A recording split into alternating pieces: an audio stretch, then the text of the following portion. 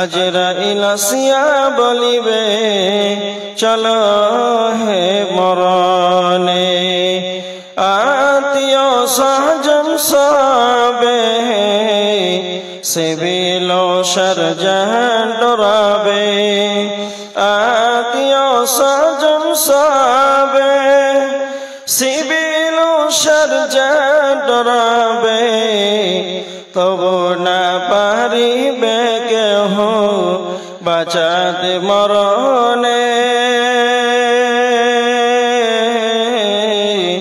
ছাড়িয়া বাবের বাম যাইবি কেমনে, আজরাইল আসিয়া বলিবে চলো হে মরণে, অপর লোক গোসলা দিবে কাঁধে করে লইয়া যাবে, অপর লোক ঘোষণা দিবে কাঁধে করে লইয়া যাবে, কবর শ্মশানে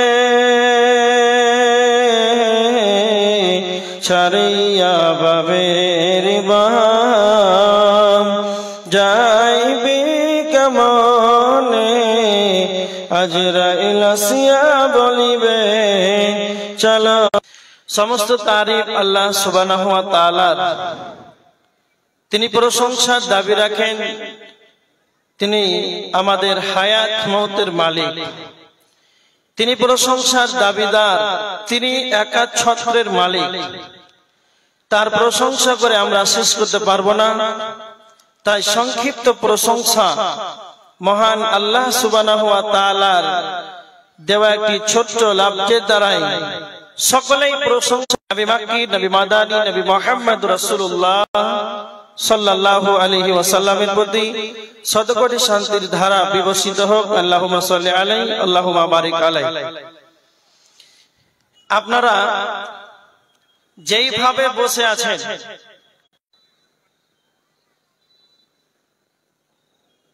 একটু সামনে চলে আসেন, যারা ওই পিছনে বসে আছেন।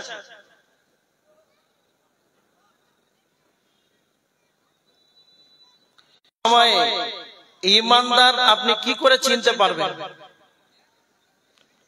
বর্তমান সময়ে এমন এক পরিস্থিতির সম্মুখীন আমরা, যে আমরা ভাবি বড় জুব্বা পাঞ্জাবি দাড়ি টুপি দেখতে পাচ্ছি, সবাইকে আমরা মনে ভাবছি ঈমানদার। আপনাদেরকে একটা প্রশ্ন করি, পৃথিবীর বুকে যতগুলো দুধ আছে, পৃথিবীর সমস্ত দুধ এর রং কি জানেন আপনারা? কথা বলতে হবে কিন্তু, সবই কি দুধ? সবই দুধ নয়। কেমন? যতগুলো উম্মতে মুহাম্মাদি আছে, মুসলমান আছে, এরা সবাই মুসলমান, মুসলিম, এতে কোনো সন্দেহ নাই, সবাই মুসলমান, রাসূলের উম্মত। কি করে আপনি বুঝতে পারবেন? বর্তমান সময়ে কিছু কিছু জায়গাতে দেখা যাচ্ছে যে আপনাদের এলাকায় আছে কিনা, মসজিদে মাগরিবের সময় চলে আসে, দিয়ে বলেন যে আমরা হলাম মুসাফির, আমাদেরকে থাকার ব্যবস্থা করুন। আপনাদের এই মসজিদে হয় এরকম? বলছে আমার জন্য থাকার ব্যবস্থা করুন, আমরা হলাম মুসাফির। কিছুই নাই, ম্যাচিং নাই। আপনাদের এলাকায় এটা হয়? হ্যাঁ, হয়নি না? কিছু কিছু জায়গাতে আমি নিজে দেখেছি সচক্ষে কয়েকটা খবর। একবারে দক্ষিণ উত্তর দিনাজপুর দোমোহনা এলাকা, সেই জায়গাতে ইস্টার্নের পাশে একটা মসজিদ আছে, ম্যাচিং নাই। আরো কয়েকটা মসজিদ এরকম খবর পেয়েছে। এখন বর্তমান সময়ে কিছু কিছু জায়গাতে মসজিদে তালা মেরে দেওয়া হয়। আল্লাহ রাসূল সাল্লাল্লাহু আলাইহি ওয়াসাল্লাম বলেছেন, হাদিস নাম্বার 2198 নাম্বার হাদিস, আল্লাহ রাসূল বলেছেন ইসবিহুর রাজুলু মুমিনান ওয়া ইয়ামশি কাফিরান। আল্লাহ রাসূল বলেছেন এমন একটা যুগ আসবে, এমন একটা জামানা আসবে, সকালে ঈমানদার, সন্ধ্যার সময় বেঈমান। এটা হাদিসটা আপনারা কি বুঝতে পারলেন? সকালে ঈমানদার আর সন্ধ্যায় বেঈমান। এই যুগটা 50 বছর। আর যে মধ্যখানে বসে আছে, এক ব্যক্তির মোবাইল নাই, টাকার ব্যাগটাও নাই, চারজনে মুসলমান, এর থেকে নিরাপদ পেল না। এরা কোনোদিন মুমিন হতে পারে না। মুসলমান বলে ঠিক আছে, রাসূলের উম্মত, এটা ঠিক আছে, এতে কোনো সন্দেহ নাই।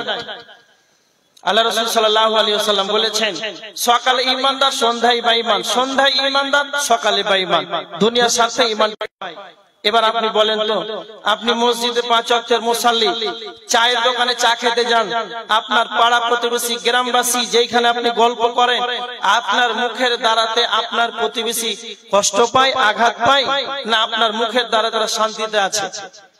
নিজে একবার ভাববেন। চায়ের দোকানে যান, চায়ের দোকানে মানুষকে নরম করে কথা বলেন, না ওদেরকে এমন ভাবে কথা বলেন তাদের গা জ্বলে? এইরকম যদি আপনার চরিত্র থাকে তখন সে আনন্দ পাবে।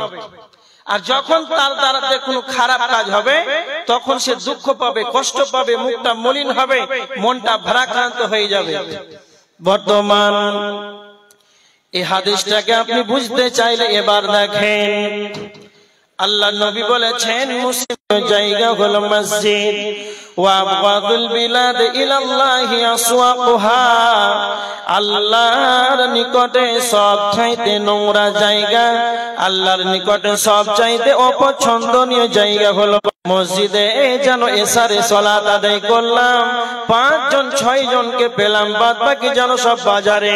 তার মানে যেটা পবিত্রময়, আল্লাহর পছন্দনীয় জায়গা, সেখানে মানুষ নাই, যেটা আল্লাহর কাছে সবচাইতে নোংরা জায়গা। থেকে ওলামায়ে ইকরাম আসবেন, আলোচনা করবেন, তারপরে যেন এদেরকে বারবার মাইকিং করা হয়, আসেন স্টেজের সামনে আসেন, এই পবিত্র জায়গা এদেরকে ভালো লাগে না। আল্লাহর নবী বলেছেন যে মুমিন হবে, ভালো কাজ করলে সে যেন আনন্দ পাবে, তাকে ভালো লাগবে। যখন সে খারাপ কাজে যাবে তখন তার মনটা যেন মলিন হয়ে যাবে, মনটা যেন ভারাক্রান্ত হয়ে যাবে। হাদিস, আল্লাহর নবী বলেছেন আল মুমিনু মিরাতুল মুমিন, একজন মুমিন অপরজন মুমিনের জন্য হলো আয়না স্বরূপ।